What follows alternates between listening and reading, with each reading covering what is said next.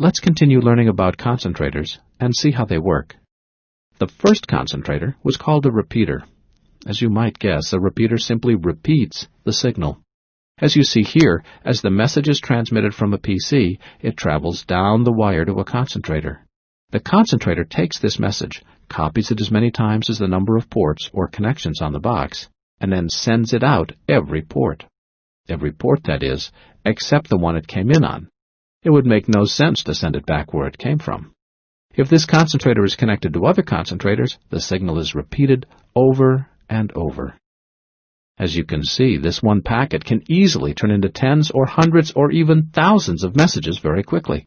To give you an idea, some concentrators have over 500 ports in a single box.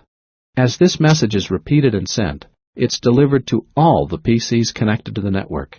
Each PC then examines the message, checks the address, and then discards it if the destination address doesn't match its own. This is the most basic operation of a concentrator. In the following lesson, we'll look at different types of concentrators and the advantages of each.